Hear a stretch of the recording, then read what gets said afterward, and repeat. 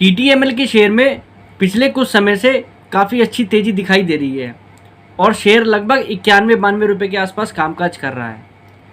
और ये तेज़ी अगर लंबी चल जाए तो शायद ये शेयर प्राइस इसका 300 रुपये के आसपास भी पहुंच जाए, ऐसा काफ़ी लोग सोच भी रहे हैं।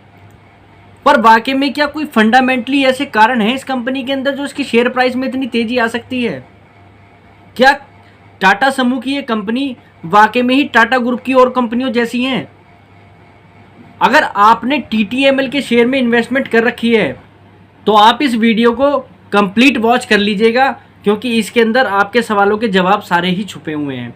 और जो हमारे खासकर सब्सक्राइबर हैं जो इस शेयर को लेने की ज़रा प्लानिंग में हैं या उनके मन में इच्छा है, तो आप भी ज़रा इस वीडियो को देखिएगा, क्योंकि इस वीडियो के अंदर मैंने टीटीएमएल की पूरी स्टडी करी है आप लोगों के लिए। टीटीएमएल के अगर बिजनेस मॉडल की बात करें तो कंपनी इस समय अपनी सर्विसेज एसएमईज को प्रोवाइड करा रही है। मतलब स्मॉल मीडियम और माइक्रो एंटरप्राइजेस को कंपनी अपनी सर्विस देती है। और कंपनी का बेसिकली बिजनेस क्या है कि कंपनी जो है communication and connectivity service providers है। और कंपनी जो ये टेक्नोलॉजी ला रही है, तो कंपनी के जो टेक्नोलॉजी प्रोवाइडर हैं उनमें अगर नाम देखा जाए तो Google, Meta, Microsoft, zoom company इसके अंदर शामिल हैं। और कंपनी अपने कारोबार को इस समय अगर देखा जाए तो कारोबार के अंदर क्लाउड एंड सास सॉल्यूशन जैसी सर्विसेज प्रोवाइड करा रही है। इसके अंदर कंपनी इस समय जो है जूम कम्युनिकेशन जैसी सर्विसेज दे रही है, गूगल वर्क स्पेस जैसी सर्विसेज दे रही है और व्हाट्सएप बिजनेस प्लेटफॉर्म जैसी सर्विसेज प्रोवाइड करा रही है। कंपनी मार्केटिंग सिस्टम भी प्रोवाइड कराती है एसएमईज को, जिसके अंदर आपको अगर कंपनी को टोल फ्री से रिलेटेड कोई सर्विस चाहिए या कॉल रजिस्टर से रिलेटेड कोई सर्विसेज चाहिए, एसएमएस सॉल्यूशन चाहिए, ये सब चीज़ें कंपनी बेसिकली प्रोवाइड करा रही है। बेस्ड सॉल्यूशन भी कंपनी प्रोवाइड करा रही है। इसके अंदर आपको अगर ईमेल से रिलेटेड कंपनी को कोई सिक्योरिटी चाहिए तो उससे रिलेटेड कंपनी सर्विसेज प्रोवाइड करा रही है। एंटरप्राइज एंड डाटा सॉल्यूशन, जिसके अंदर कंपनी वाईफाई, ब्रॉडबैंड और स्मार्ट इंटरनेट जैसी सर्विसेज इस समय प्रोवाइड करा रही है। कंपनी इस समय एसएमईज को देखा जाए तो एंटरप्राइज वॉइस सॉल्यूशन से रिलेटेड सर्विसेज प्रोवाइड करा रही है। और बेसिकली इस कंपनी का अगर हम कारोबार देखें तो एक आईटी से रिलेटेड कारोबार है और कंपनी जो है कम्युनिकेशन एंड कनेक्टिविटी प्रोवाइडर्स है, जो कि मैंने आपको इस कंपनी के बारे में बताया। ये तो बात हुई कंपनी के बिजनेस की। और वाकई में देखा जाए तो कंपनी टाटा समूह की जो कंपनी है, जिसके प्रमोटर के अंदर अगर हम लिस्ट में जाकर देखें तो टाटा सन्स का भी नाम है, टाटा पावर का भी नाम है। तो वाकई में ही कंपनी जो है एक बड़े ग्रुप की कंपनी है। और कंपनी का बिजनेस भी आप देख रहे हैं कि एक नया टाइप का ही बिजनेस है, ये आईटी से रिलेटेड है और डिमांडेबल बिजनेस है। तो क्या इतना ही काफ़ी है टीटीएमएल के शेयर में पैसा लगाने के लिए? नहीं। अब आप सुनिए इस कंपनी के बारे में असली स्टोरी जो इसके अंदर छुपी हुई है, वो आपके लिए जाननी वो ज़रूरी है इस बिज़नेस को जानने के बजाय। देखिए, टीटीएमएल का अगर इस समय हम भाव की बात करें तो टीटीएमएल का भाव है इस समय 91 रुपीज़ का, आज की डेट में जो मैं वीडियो बना रहा हूँ। और टीटीएमएल की मार्केट कैप है 17,809 करोड़ रुपए की। मार्केट कैप मतलब कंपनी के टोटल शेयर्स को अगर करंट मार्केट प्राइस से गुणा कर देंगे तो टोटल कंपनी का वैल्यू निकल के आ गई। और टीटीएमएल के पास जो डेट है वो है 19,000 करोड़ रुपए के आसपास, जो कंपनी को कर्ज चुकाना है। टाटा समूह की ये कंपनी है, इसलिए इसको लेकर वैसा माहौल क्रिएट नहीं होता कि जो और कंपनियों के लिए क्रिएट हो जाता है। और सच बात ये भी है कि कंपनी अपने डेट को चुका भी रही है लगातार। 1500 करोड़ रुपए का इस कंपनी के ऊपर पेमेंट का बोझ है सालाना, जो कंपनी इस समय दे रही है। और यही कारण है, अगर आप पिछले 3 साल से भी देखो, कंपनी की सेल्स लगभग 1100 से 1300 करोड़ रुपए की रेंज के बीच में चल रही है। और कंपनी के पास अगर हम प्रॉफिट की बात करें तो कंपनी को लॉस ही हो रहा है।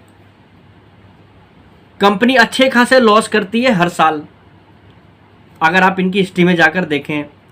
और कंपनी का अगर एबिटा की भी बात करें, मतलब इस डेट को पे करने से पहले भी जो कंपनी अगर एबिट कर रही है वो 353 करोड़ रुपए का एबिट था पिछले साल।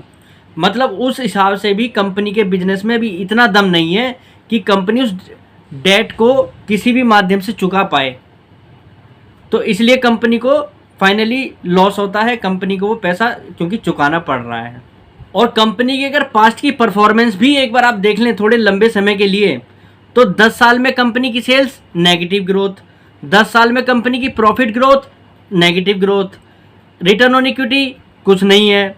अगर आप कंपनी के शेयर प्राइस की तेज़ी देखें तो 3 साल के अंदर ये कंपनी लगभग 194% का रिटर्न दे देती है।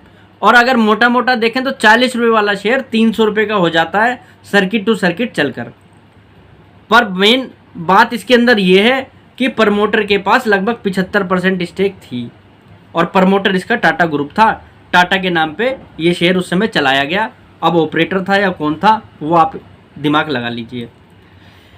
अब मुझे यहाँ पर किस चीज़ में एक प्रॉब्लम दिखाई देती है इस ग्रुप कंपनी के अंदर, जो वो न्यूज़ थोड़ी पुरानी है पर उसका आप एनालिसिस करके देखिए तो शायद अगर आपने उस समय एनालिसिस करा तो आज ही आप इस शेयर को खरीदने के बारे में सोच ना रहे होते या उस समय नहीं खरीदते। इस कंपनी के ऊपर मात्र 850 करोड़ रुपए का बकाया था एजीआर ड्यूज जो थे, जो टेलीकॉम सेक्टर के अंदर सभी कंपनियों के लिए निकले थे। तो इस कंपनी के ऊपर 850 करोड़ रुपए बकाया था। कंपनी के शेयर का प्राइस था 300 रुपये और एजीआर ड्यूज था 850 करोड़ रुपए का। और कंपनी की मार्केट कैप उस समय लगभग 57,000 करोड़ रुपए की थी। 850 करोड़ रुपए ये कंपनी चाहती तो अपनी इक्विटी को थोड़ा सा बाजार में डाइल्यूट करके उस समय पैसा चुका सकते थे, पर कंपनी के अंदर किसी भी तरीके के कोई फंडामेंटल्स ना होने के कारण या फिनेंशियल स्ट्रॉन्ग ना होने के कारण इस कंपनी को किसी भी तरीके का कोई इंस्टीट्यूट बायर नहीं मिल सकता था। ये टाटा समूह को पता था और टाटा समूह भी इसके अंदर अपना कोई पैसा नहीं डालना चाहता नया, क्योंकि उन्हें भी पता है कि बिजनेस के अंदर इतना दम नहीं है कि ये बिजनेस यहाँ से प्रॉफिट में खड़ा हो जाए। तो टाटा ने वो ड्यू पे ना करके टाटा ने गवर्नमेंट को अपनी स्टेक बेच दी, क्योंकि गवर्नमेंट ने कहा कि एजीआर के बदले आप अपनी स्टेक हमें दे सकते हैं। तो टाटा ने 9.5% स्टेक लगभग 40 रुपये के भाव पे, जो शेयर उस समय 300 रुपये का है, 40 रुपये के भाव पे वो स्टेक दे दी। तो टाटा ने तो क्लियर कट उस समय इंडिकेशन दे दिया था कि ये शेयर जो है आगे नहीं चल पाएगा। और बुल मार्केट थी उस समय जो कोरोना के बाद सडनली बनी, तो उस तेजी का ऑपरेटर ने भरपूर फायदा भी उठाया उस चीज़ का जो है। और जो लोग बागों ने उस समय लिया शेयर निश्चित रूप से वो फंसे भी हैं इसके अंदर, क्योंकि सर्किट टू सर्किट शेयर जब जाता है तो सर्किट टू सर्किट ही नीचे आता है। और एक बात वैसे मैं आपको इस वीडियो के माध्यम से आज कह रहा हूँ, आप कई लोगों की टेंडेंसी अगर आप देखें, आप उनसे पूछे शेयर मार्केट में कहाँ पैसे लगाएं, तो बहुत से लोग बाग इस तरीके से बोलते हैं कि टाटा समूह की किसी भी कंपनी में पैसा लगा दो। आज ही उन लोगों के लिए एक जवाब है कि टाटा के ही नाम पे बाजार में हम शेयर नहीं ले सकते। हमें तो कंपनी के फाइनेंशियल और फंडामेंटल्स पे लेने हैं और हमें इन बातों का ही ध्यान रखना है। तो अभी जो मैं आपको ये बातें बता रहा हूँ आप समझिए, आपको समझना क्यों ज़रूरी है। TTML के शेयर में अभी आपको आने वाले समय में और तेज़ी दिखाई देगी। अब आप कहेंगे कि मैं क्या कह रहा हूँ, ये मैं आपको इसलिए बोल रहा हूँ कि ये बुल मार्केट चल रही है और बुल मार्केट के अंदर सभी सेक्टर में तेज़ी आएगी। इसके अंदर गधे भी दौड़ेंगे और घोड़े भी दौड़ेंगे। घोड़े सिर्फ वो हैं जो बढ़िया कंपनी है। टेलीकॉम सेक्टर के अंदर भारती एयरटेल है, प्रॉफिटेबल कंपनी है, बढ़िया कंपनी है। वोडाफोन आइडिया किस तरीके की कंपनी है आप जानते हैं, पर वोडाफोन आइडिया का भी शेयर चलने को तैयार है, उसके अंदर भी तेज़ी आ रही है। क्यों चल रहा है, जबकि कंपनी के किसी भी तरीके से फंडामेंटल और फाइनेंशियल कहीं भी स्ट्रांग नहीं है इसके अंदर। अगर आप देखें आइडिया के अंदर यही हालात TTML के हैं। तो TTML के शेयर में जो तेज़ी दिखाई दे रही है, हो सकता है इस शेयर में तेज़ी इसको दोबारा उस भाव पर ले जाए। तो ये लेकिन उन लोगों के लिए गेम है जिन लोगों को देखा जाए तो स्विंग खेलना है, मार्केट के अंदर तेज़ी को खेलना है। तो अगर आप तेज़ी के हिसाब से बैठे हैं और आपको ये है कि मेरे को एक तरीके से कैसीनो में आप पैसा लगा रहे हैं, तो उस हिसाब से तो आप इस कंपनी के अंदर इन्वेस्टमेंट कर सकते हैं। भाई सर्किट टू सर्किट चल जाएगा, ना जाने इसका कहाँ सर्किट जाके खुलेगा।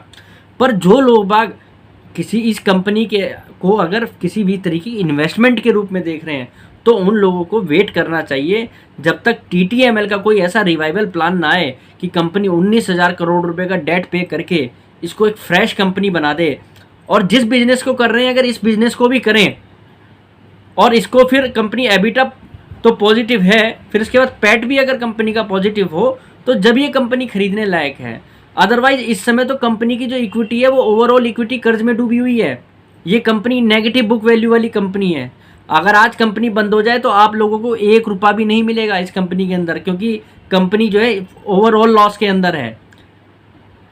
तो मेरा इस वीडियो को आज बनाने का सिर्फ एक ही कारण था, open your eyes, don't invest in any stock in this bull market, otherwise you will face lots of problem. कि मेरे जो चैनल के सब्सक्राइबर हैं उनको मैं हाथ जोड़ के विनती करता हूँ, आप अब देखिए, मैं भी आप लोगों को डेली कॉल्स और ये सब दे सकता हूँ, हम बिल्कुल ये काम नहीं करते हैं क्योंकि हम इस चीज़ पे विश्वास नहीं रखते हैं। मैं किसी भी कंपनी का एनालिसिस करता हूँ फ्यूचर के हिसाब से, शॉर्ट टर्म के हिसाब से भी नहीं करना चाहता। और मैं आप लोगों को ये इसलिए ही बता रहा हूँ कि आप इन्वेस्टमेंट अगर करने आए हैं, आप सीरियस होकर इन्वेस्टमेंट करते हैं तो गलत स्टॉक को पहचाना सीख लीजिए, अच्छा स्टॉक अपने आप मिल जाएगा। ये आप लोगों को बात दिमाग में बिठानी पड़ेगी। उम्मीद करता हूँ TTML को लेकर आज आपके काफ़ी डाउट क्लियर हो जाएंगे और आप इसको मल्टीबैगर के रूप में देखना बंद कर देंगे। वीडियो अच्छी लगे तो लाइक कर देना, नहीं अच्छी लगे तो उसके लिए सॉरी, पर कंपनी का एनालिसिस यही है जो मैंने आपके साथ किया।